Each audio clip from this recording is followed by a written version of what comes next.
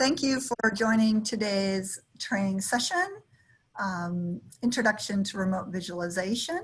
We are recording this call, so if you would like, just to give you the heads up, if you want to keep your video on or off. I'm Ann Buckhouse. I'm Pawsey's Education and Training Manager. Before starting, I'd like to acknowledge the traditional custodians of the land from which we're broadcasting, the Whadjuk people, and their elders past, present, and emerging. We have today an interesting and interactive session led by visualization specialist Jesse Helliwell. Joining him are Ali and Yatu. They will be answering any questions you have. You can place them in the chat. And any kind of general or more discussion type questions, we will be answering those after each session with a short Q&A. So with that, again, we ask you to select a username and password, put that in the Google Doc as you'll be using those later in the session. And with that, over to you, Jesse. Thanks, Anne. As Anne said, my name is Jesse. I work in the visualization team. Used to giving these sorts of presentations in person, so hopefully we don't have any technical issues, and everyone has the slides since we've gone over to how to do that. So we'll get started. What are we going to talk about today? So visualization generally, remote visualization, and why it's worth doing. And then we'll have a hands-on session to show you how to use the remote visualization infrastructure at Pawsey. And then after that, we're just going to show off a couple of applications that you can run on remote viz. By no means limited to those. They're just examples of sort of domain-specific applications that we know our researchers use. So first, I'm just going to show, in case you guys get lost at any point, this is like sort of a 2D slide presentation. So we've got each section at the top, and then sort of it breaks down into each topic. So if you ever sort of lose where I am, it's not like a serial order like a PowerPoint presentation. Just press escape on your keyboard on your own slides, and you can find the one I'm on reasonably easily, hopefully. So I'll go back to normal. Okay, so visualization. I've broken my presenter view. Just a second. Okay, so what is visualization? So visualization offers a method for seeing the unseen. Broadly, that just means trying to gain insight into data. So not just numbers or one sort of very broad view, but trying to show to the human eye and the human brain the way that they can understand the specific thing that you're trying to either figure out or show to other people. So it's just two things. It's analysis that you might be doing as a researcher, but it's also communication. So those are the two things that visualization really are useful for. With increasing size of simulation data, it's oftentimes not something that you can do on a standard laptop, even if it has a graphics card. You may need dedicated hardware that's built for purpose. So that's sort of what we offer and what we're going to go through today. Okay, so why do we need to visualize? So when humans are presented with raw data, it's often difficult for them to find the important parts. So if I asked you in the left image, how many times does the number 113 appear? You have to count every single number to get to that, to figure it out, tally it up. It's going to take you a few minutes maybe. But if I visualize the data in a way that makes that aspect of the data very apparent, and I say, look at the number 113, how many times does it appear? You can just, hopefully you can see my mouse cursor. very easily see 8 times. So there's no need to go through every single number. Just go to one thing, look at the data point, and that's what it is. And so different visualizations are going to show you different things. It's not just graphs. Visualization is not just graphs. There's also, 3D representations. Obviously, the human brain can't understand anything in 3D space out of vectors, floating point numbers stored in a computer. It's just garbage to us. But when we visualize it, suddenly it has meaning and context, and we can start to do interesting things with it.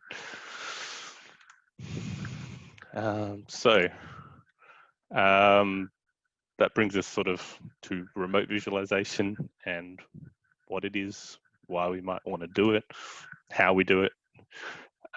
So remote visualization broadly just means a virtual desktop, essentially. It's a little bit more involved in that, but any way that you can do visualization or remote rendering on a machine that is not physically in front of you. That's broadly all we're talking about. So there's a million ways to achieve that.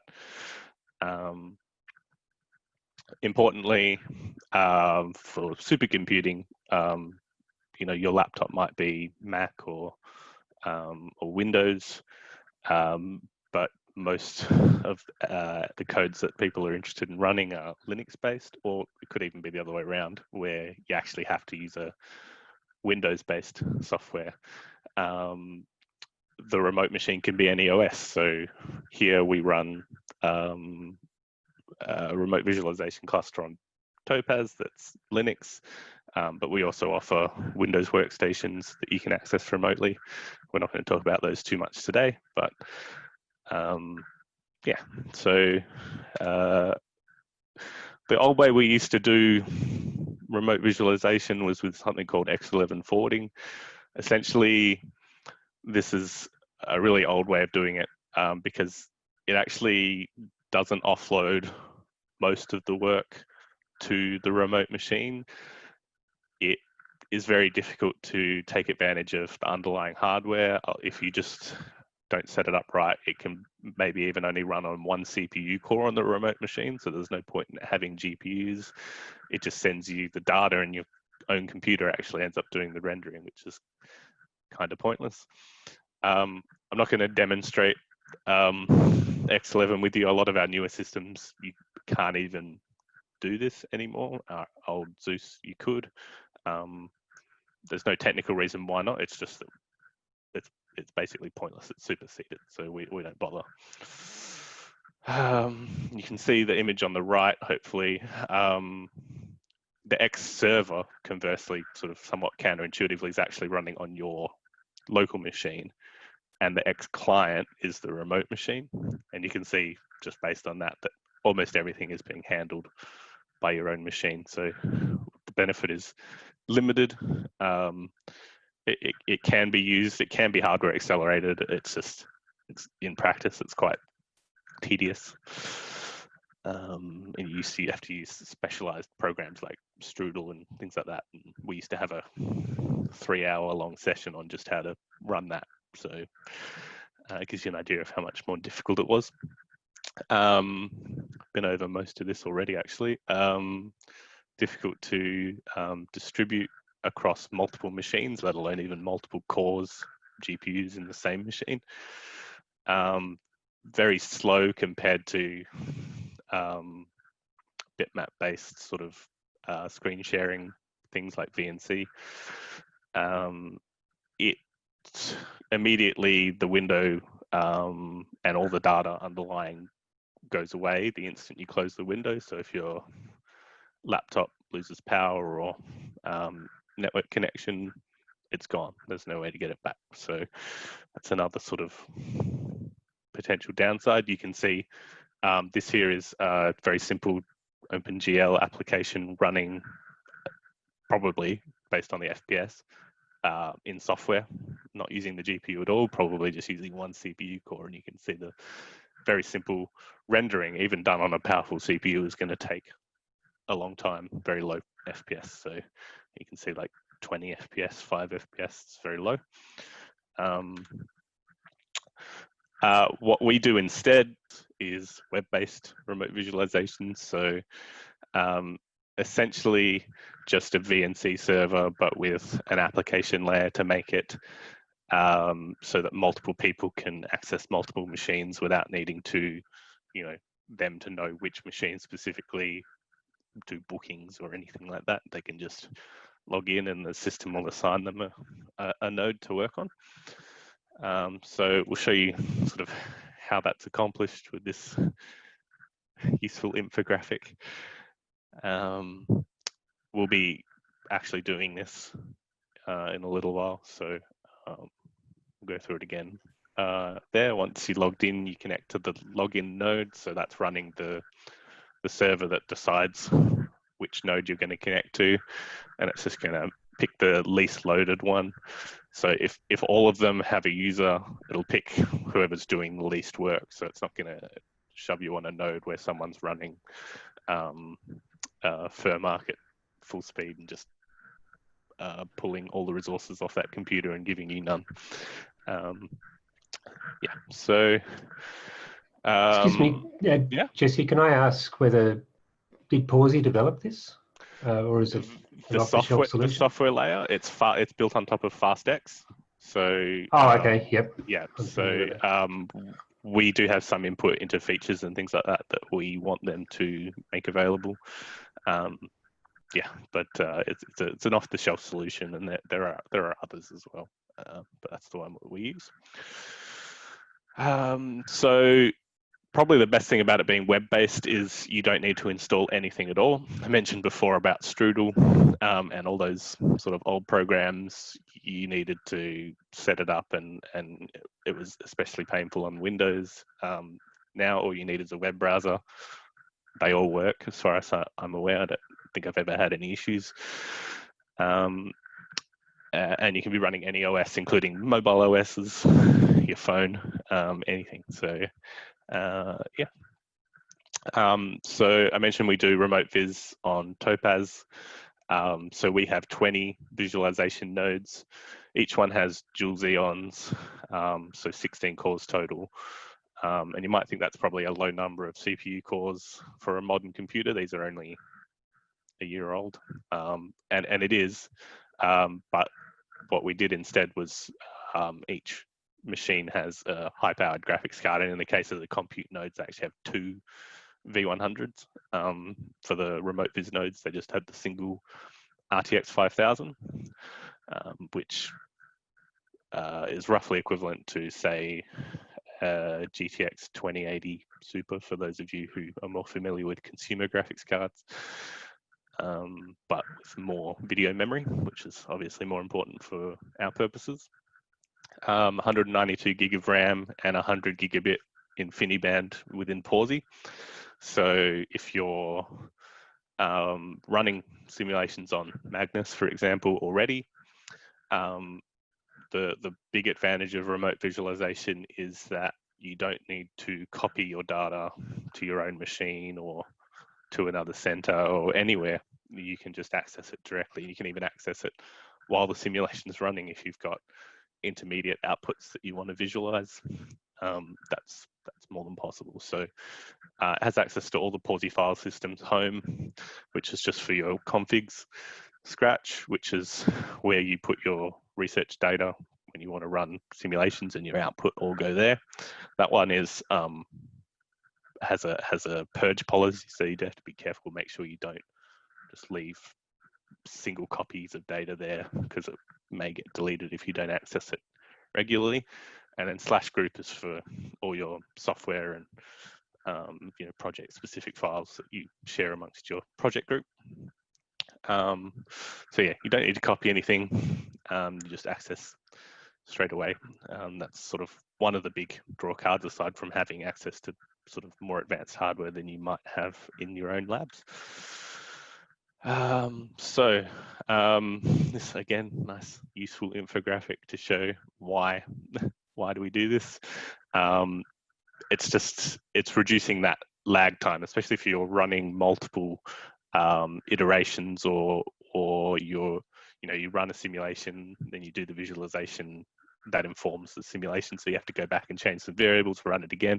If there was a copy step in there, we had to copy it to your own machine, and it's hundreds of gigabytes. You can imagine that workflow being very frustrating and very time consuming. So cutting that out completely, hopefully you can sort of build workflows that are very sort of streamlined, and you can waste as little of your own time as possible, and also as little as of the supercomputer time as possible, if you are using the supercomputers. By no means you have to be, have an allocation on Magnus and be running stuff on Magnus in order to use remote viz. You actually just need to have a Pawsey account, and it has to be active. So, a director's share or any other way, and you can use remote viz. So any Australian researcher can do that, and public service as well. Okay, not having to copy data. What have maybe missed? Another advantage is, unlike X servers, or unlike running simulations or visualizations, on your own machine, where it might tie up your machine's resources for hours, and you've got to sit and wait for it, or find another machine to do actual work on. The remote machine is doing all of that, and even if you close your browser window, it actually keeps going. So there's as far as it's concerned, you're disconnected, but the user is still logged in on the remote terminal. You can check the results, how they're going, on your phone while you're out in the parking lot on your way to work. You can log back in on another machine. It's all the same. You can share your session to other people. They don't have to log on and open the data and open the software and to look at what you're looking at. You can just share the session, and they can take control of it straight away. So lots of sort of good use cases and advantages to why you might want to do it. And with that, I think we're going to just see if there's any questions, and then we'll do the breakout rooms, and we'll just go through how to actually do that. Okay, thanks, Jesse. There is one question that I received. You talked about, or gave a reference to, using remote visualization for simulation.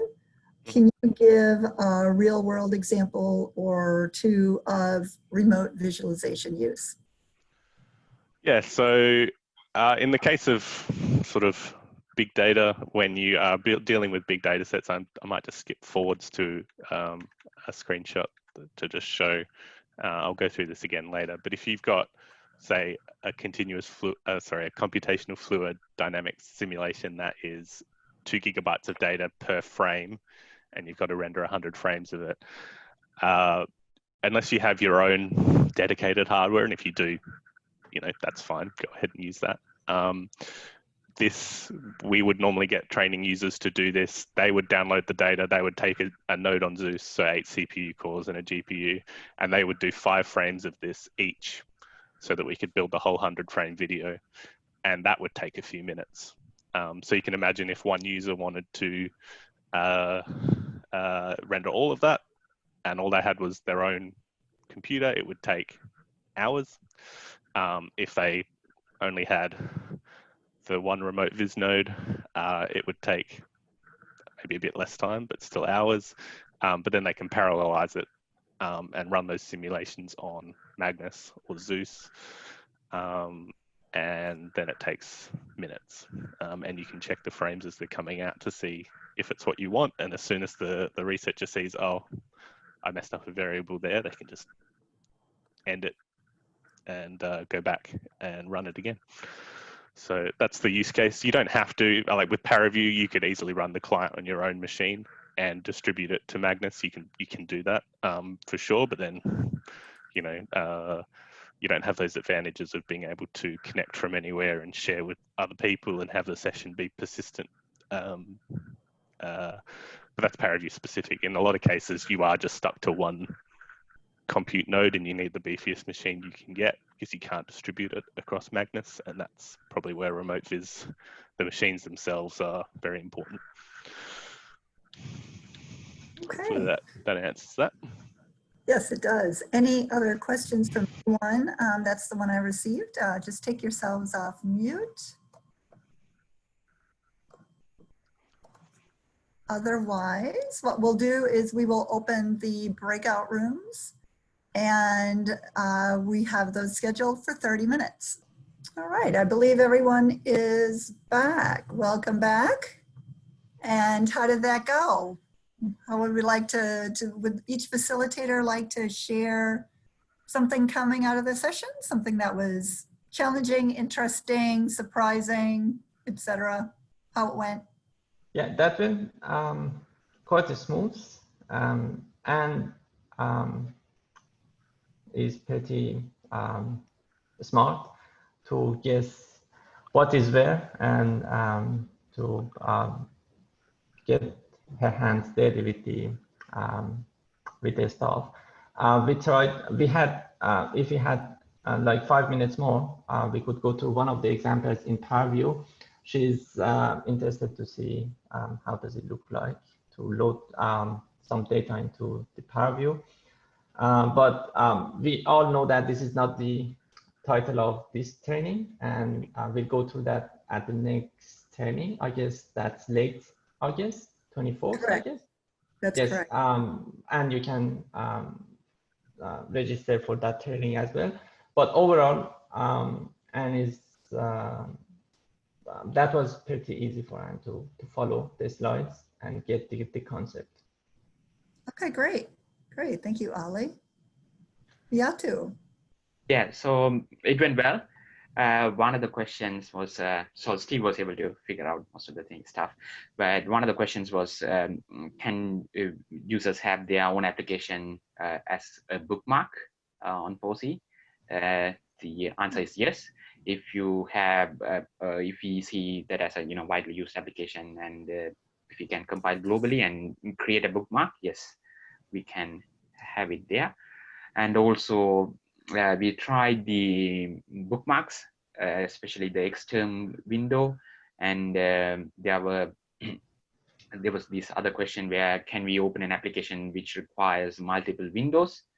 Again, that's possible and assured in the term in Xterm session. So if you open an application within Xterm, it will open multiple windows, and within the FastText or the remote viz screen, at the bottom, you will see different tabs to switch between different windows. Yep. Great. Thank you. Jesse, how'd you go?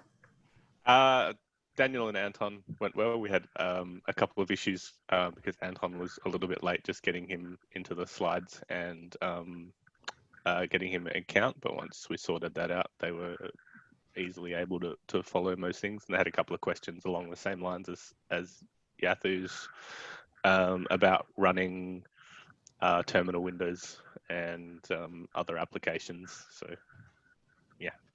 Do you know if those things are already in our documentation? Do we need to put those things in? Yes, no, they are very well documented. Okay, okay, great.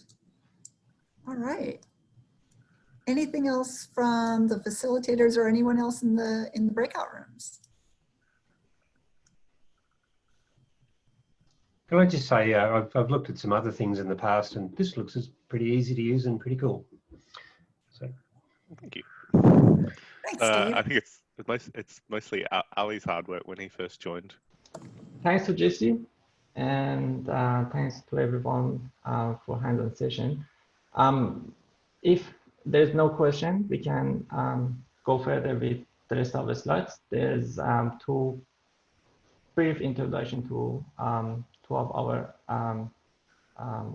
applications that is widely used with the researchers that we can quickly give you an overview how does it look like and why we are using these kind of applications. No question? Anne? Nope, you can go ahead and start. Thanks. Sure, no worries.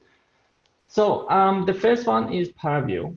The slide is located after the hands-on session slides. So you can follow yourself if you lost any of the slides and feel free to ask questions. So PowerView is one of the most well-known kind of application that is broadly used with the researchers and in the industry as well. We decided to have it as one of our major services, main services by the remote visualization, in the remote visualization at Pawsey. The reason is that first of all, the application is open source.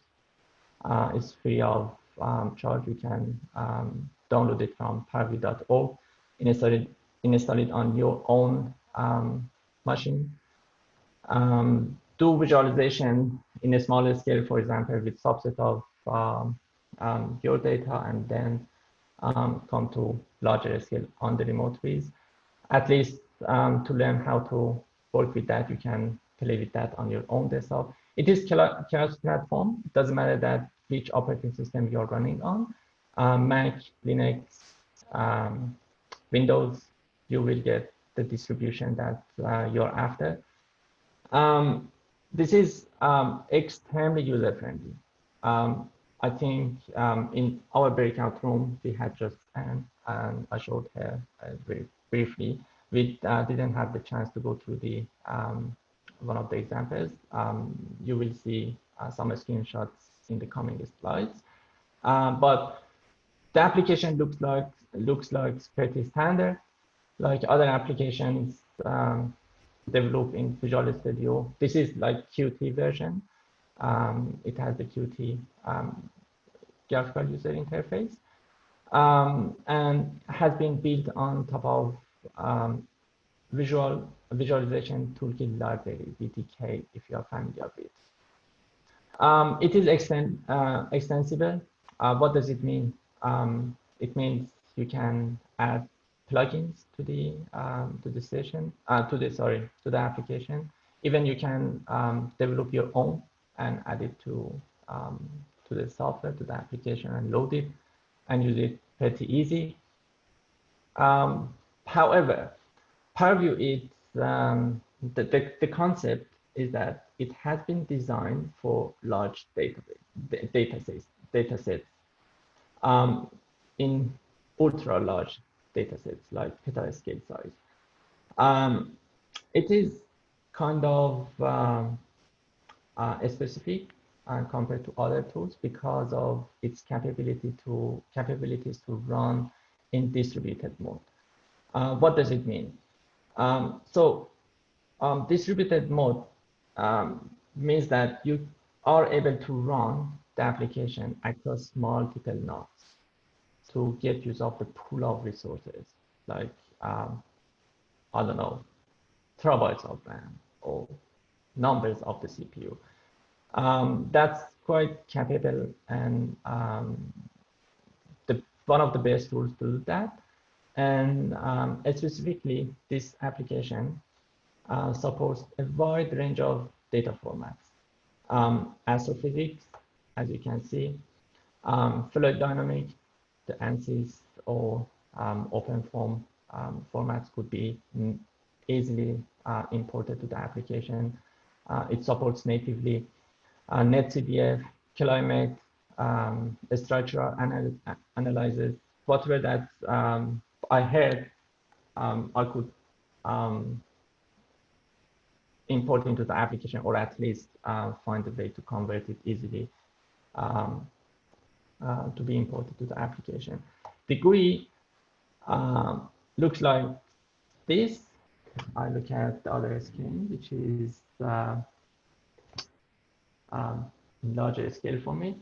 On top, you have menu bar, pretty standard file edit kind of things. A few shortcuts on the toolbar, like open, like export data, plus connect to the server, which is the third one, or disconnect from the server. The animation kind of controllers, toggle bar at the next line, which representation of the data you want to see, the volume kind of representation or visualization, surface. You will go through all of those in the next training on 24th of August. Filter bar, you can apply the filters on the loaded data to filter out the other phases of the data, for example, to show, as an example, only pressure, not temperature or other parameters. In the pipeline browser, at the left panel, one of the left panels, that's the one of the main panels that you are working a lot with. Any object that is loaded to the application that sits here, and you can control them by applying the filters and switching them like off or on. Properties panel that shows the properties for the selected or activated kind of object in the pipeline browser. If you click on glyph, tube, stream tracer, or any of other objects there, you will get relative properties here and different. This render scene at the center, which you see the visualization of your data, could be split to different windows, and by the layout tabs or panels at the top of each window, you can go to different tabs. You can have, like web browser, different tabs open, and in each tab you can show any of the object that you want. In the render view controllers, that's where you can split the renders into to split to more kind of windows to show different objects inside them, or mash them together. You can lock them together. For example, the two right-hand sides are locked together. They show the same camera view, camera angle, but different properties. One of them, for example, showing 8SH3, and the other one is showing temperature, coming from the same kind of data object that compresses all of the properties all together. At the bottom, you get access to the built-in Python shell. Yes, you can escape your visualization in Python language. It's natively supported in ParaView. It's enough to open the Python shell at the bottom and then start scripting. Underneath, you have animation view as well, that you get access to the animation panel. For example, to move your camera around the objects, for example, and create cool animations. At the right-hand side, color map editor. Any of them could be represented by different color mapping or theme as per your taste, as you wish, and you can change it at this panel. That's pretty complete and capable tool. It has distributed mode enabled or support. It has PowerView scripting in Python language, and it supports lots of data formats. It's open source, cross-platform. What more do you need for a robust application? That's pretty good application.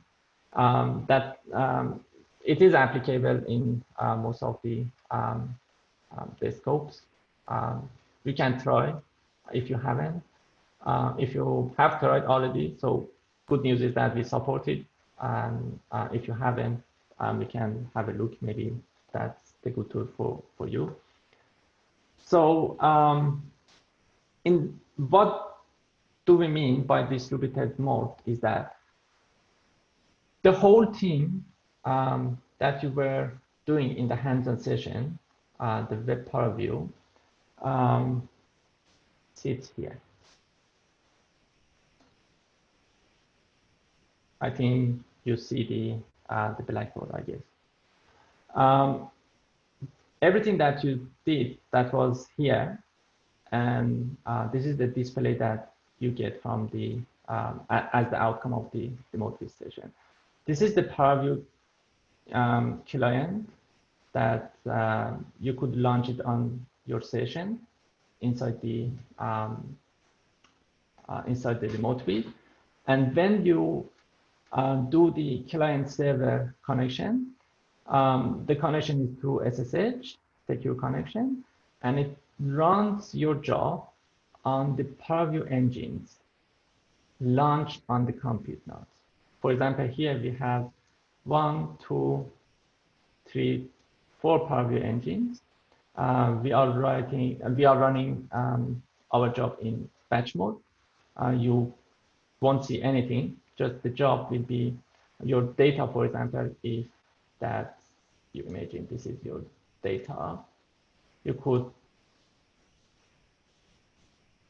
split it into subsamples, and each one goes to one of these servers as worker to work on your data. So you will see that the whole visualization that will happen a lot faster for you because each PowerView engine in distributed node in client server mode is working on subsample of the whole data that you have loaded. And the result is simply getting the visualization ready a lot faster in magnitude of, I don't know, it depends on the size of data and it depends to the situation, but you will get a lot faster. And all of these are talking to each other in 100 gigabit per second, which are connected by InfiniBand cable. So the result is simply like, yeah, a lot quicker visualization at your end. So to get PowerView running in distributed mode, the only thing that you will need is that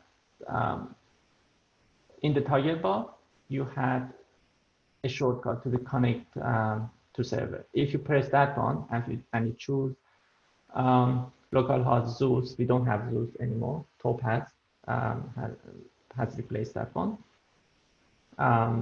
Or even Magnus. The rest of the config has been already set up and ready to connect. And then press connect and waiting. If you look at here, how does it change? It is localhost, and then after connecting to the server, it changes to Zeus. You will have it as Topaz. So it means I'm connected to one of the servers to requested number of servers on Topaz or on Magnet. So I'm ready to speed up your visualization by dividing them to give it to different servers to run it in parallel. Let me switch it up. And for example, the example that Jesse has shown it before, just showed that before going to the hands-on session, that was a Danbury simulation that has been done on Magnus. It is recorded, the animation, I mean, in 100 time steps. And the simulation just is a visualized representative of a simulation showing that the column of the the water in red, that membrane will be removed or will be broken, and then the water falls down and reach to the water collapse and reach to the obstacle, and then they studied the behavior of the water. For example, when it impacts on the other wall here. For example, what's the profile is, the speed profile, what's the, for example, the force that will be impacted to the wall. All of these has been simulated, but that's a bunch of numbers, and we don't have any idea, for example, what's the pressure, temperature, or velocity profile at the center of that kind of fluid which is flowing through the wall. The simulation, as you have seen, that's something like that, which shows I'm not very sure what alpha water means, but just imagine if that's, for example, velocity profile or whatever. The different numbers have been distinguished with color themes and color profile to make it understandable and very nice to represent as a result of the simulation. This is the fixed camera. The camera angle doesn't change, but you can code it or program it or manually do it for the camera to move around the object to have more immersive kind of visualization. The next application that we want to talk about that today, it's VMD, Visualized Molecular Dynamics. It's specific for molecular dynamic, computational chemistry, or bioinformatics, I guess.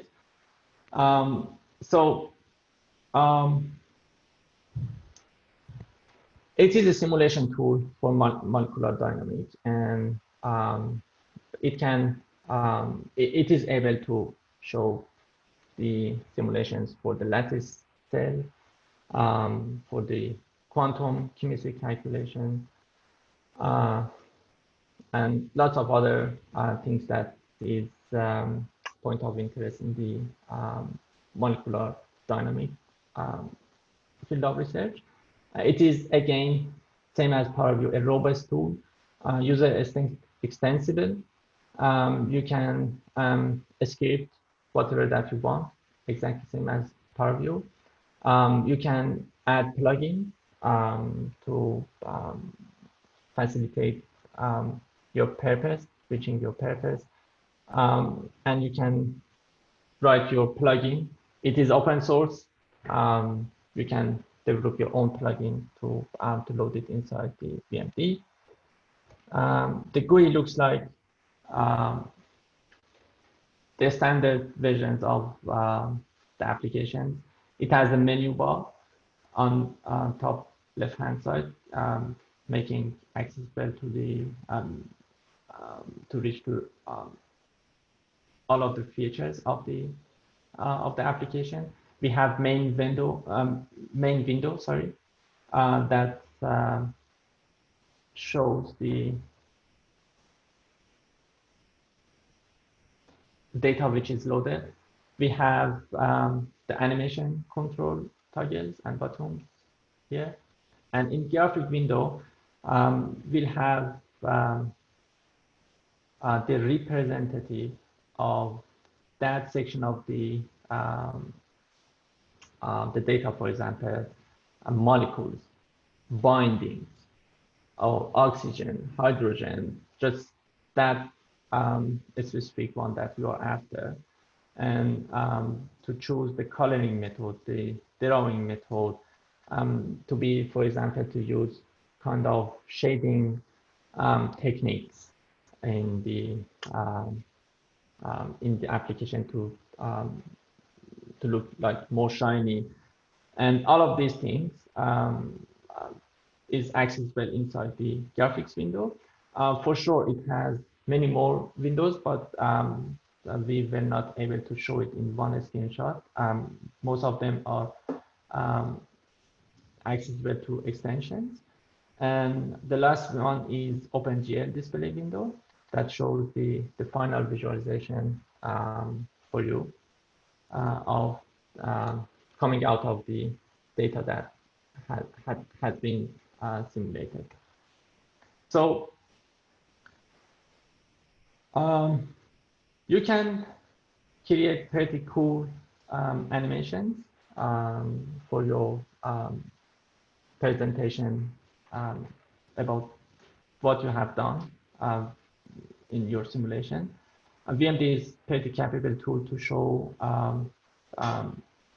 the result of simulation in animated mode. This is about the calcium carbonate. Let me bring my speaker note. Yeah. It shows simulation of, I'm not sure about this word. It's not my field. Sorry about that. That's the separation of the calcium and carbonate ions in water. The simulation has run on Magnus, and I believe it has been simulated through the old system that was replaced with Topaz. So the overall purpose here is that to show you how capable is this tool as one of our applications that we service on remote base, and how easy is getting access or producing or generating your visualization out of your simulation. Everything's run on supercomputing, Magnus, Topaz, as result of your simulation. You save it in a Scratch or group. And when you log into the remote visualization, you have access to the same file system, Scratch, group. You can load your data with InfiniBand. They are connected with InfiniBand. That's super fast, and you can visualize it a lot faster than local machine. So this is end of our training today. Thanks for staying with us. If you need any more in-depth details, please head to our visualization documentation on this address. Contact us with these addresses. Our help is always ready and happy to help you guys. And thanks for your time. We go through the question one more time, and then we can wrap it up. In terms of examples that I couldn't show Anne in the breakout room completely, the outcome was the one that you saw here. Yeah, so I was going to show you something like this. That's pretty easy. If you are interested, any of you guys, friends, please join us on 24th session that we go more in details into ParaView, and should be fun. Should be fun. All right, thanks, Ali. No worries. There was a question. So you had mentioned extensible and user extensible for both ParaView and VMD. Individuals would like an example of some plugins or things that might be added. So if you download the PowerView first and you go to the tools menu, you get access to the plugin option. If you look at the plugins, you will see a few ready plugin that comes built in with the PowerView. For example, one of them is for NVIDIA that makes you able to get full capacity of your NVIDIA GPU if you have NVIDIA. I know that these are pretty advanced ones and has been developed by the companies. But for example, if a simple like macro that automates the whole workflow could be programmed as a plugin to be loaded inside the ParaView that makes the whole workflow easier for you, just save a lot of time. If you have any comment, Yatu, Jesse? Yeah, so a good example would be NVIDIA ray tracing. They released a plugin to enable a ray tracing renderer. There's nothing at all stopping you from writing your own renderer if you want to do a volume renderer or anything else. ParaView works on sources and filters. So sources would be types of representations of data, like a volumetric grid or a cylinder or a non-uniform grid or any other kind of data that you can think of. You could make your own data container that's specific to your research if you were so inclined and capable.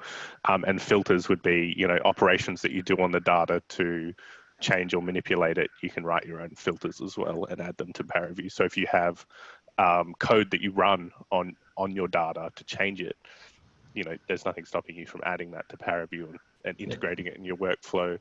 And like then, automating. And then doing a Python script to make that all automated. As soon as your simulations run, it automatically will just go ahead and run the workflow, the visualization workflow, and spit that out as well. The data format change, I guess that would be one of the best examples. Yeah, there are lots of filters to change from one type to another.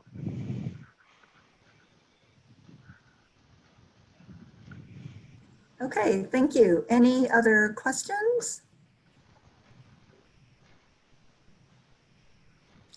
All right, if not, I would just like to thank Jesse and Ali for presenting, and Jesse, Ali, and Yatu for facilitating questions and leading in the breakout room.